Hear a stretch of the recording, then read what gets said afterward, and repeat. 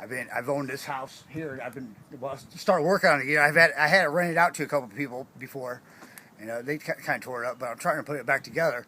But now I'm thinking about leaving again. So I'm originally from LaPorte, Indiana, and smaller town. I didn't have to deal with stuff like this. But basically, yesterday morning, man, my dog Karma woke me up, and it was like around 7 o'clock, 7:30, and heard her barking. And next thing I know, I come around the corner. This guy goes, "Hey, can you get your dog?" And I'm like, "It didn't compute." I'm like, why is this guy in my house? And he goes, "Hey, yeah, my boy Dave used to live here. He's the old tattooist guy." So evidently, somebody I used to know. I used to rent to a guy named Dave Stewart, which was a tattoo guy. So therefore, I let my guard down a little bit. I was like, well, me and Dave's not enemies. I thought in my mind, so this guy's probably just looking for Dave. I don't know whether Dave left my key. And, at that time in the morning, it just doesn't compute.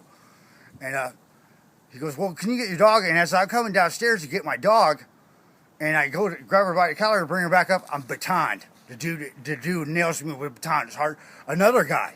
He's totally covered up. His face is covered up. He's got glasses on. He's got a brown tan jacket on. He's the one that batons me.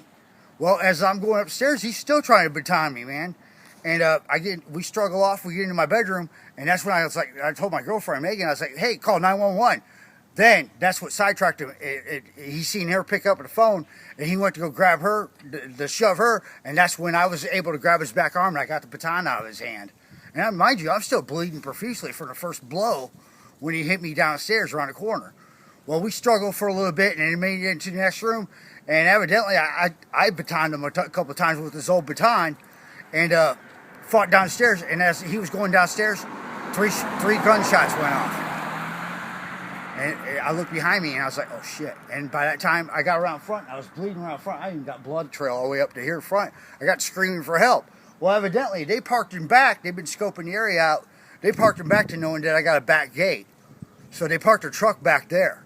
So while I'm up front thinking, well, they're going to make an escape out this way while I'm yelling for help, he's making it out the back door and went straight back to wherever their getaway car was in the alley. And that's how he got away. But if it wasn't for my girlfriend being here, I have no doubt in my mind, if it wasn't for my girlfriend being here, the guy downstairs, thank God he didn't come upstairs too with the other assailant guy. Otherwise, I've been fighting both of them instead of that one. Evidently, after that dude batoned me the first time and he seen the blood splatter, the first guy must have chickened out and went back to the getaway car. Because he was already out of the house by the time. Because, I mean, the guy had to be hearing me struggle with his other partner. Me fighting him, I got his baton back. I mean, so if his partner was in with the job, he would have been up here trying to help his partner, that was struggling with me. But I think actually he chickened out and went back to the getaway car. And your girlfriend used a baseball bat to try to... Yes, she did. She used a baseball bat to try to, that's what distracted him long enough. She picked up the phone and the baseball bat. Because as soon as I told her to call 911, he seen her pick up the phone. She already had the baseball bat in her hand.